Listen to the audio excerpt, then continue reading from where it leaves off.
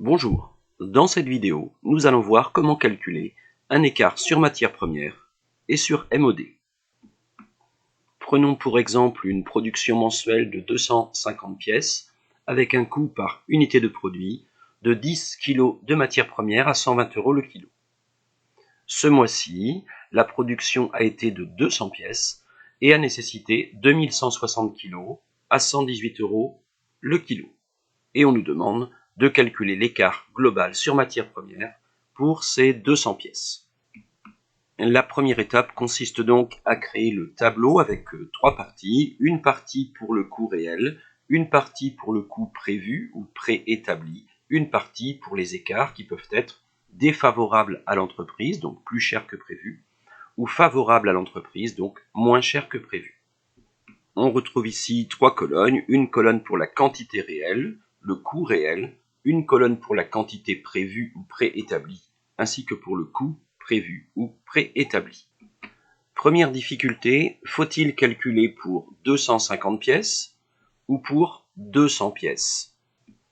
Dans tous les sujets, il faut toujours faire le calcul sur la quantité réelle, soit pour nous 200 pièces réellement produites. Reportons donc les données réelles, 2160 kg à 118 € le kilo, soit un montant de 254 880. Reportons ensuite le coût unitaire prévu, 120 € du kilo, puis la quantité, évidemment ajustée à 200 pièces, soit 10 kg par pièce, fois 200, égale 2000. On obtient donc 240 000.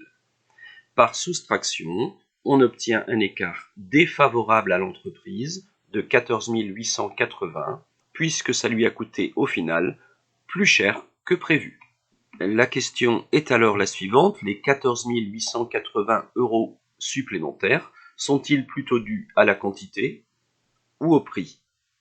À vue d'œil, nous avons un écart de prix, mais aussi un écart de quantité. Nous allons donc calculer ces deux sous-écarts. J'ai reporté ici le même tableau que sur la diapo précédente et je vais vous communiquer les deux formules. Un écart sur quantité se calcule toujours de la façon suivante, quantité réelle moins quantité prévue multiplié par le coût prévu. Alors qu'un écart sur prix se calcule de la façon suivante, le coût réel moins le coût prévu multiplié par les quantités réelles. Il faut effectivement apprendre ces deux petites formules. On retrouve alors l'écart sur quantité de la manière suivante, la quantité réelle moins la quantité prévue multiplié par le coût prévu, soit pour nous 19 200 €.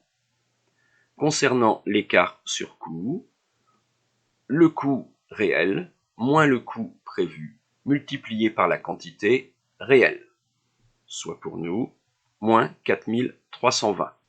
L'écart sur coût est donc favorable à l'entreprise, alors que l'écart sur quantité lui est défavorable. Évidemment, la somme des deux nous redonne bien le 14 880 calculé initialement.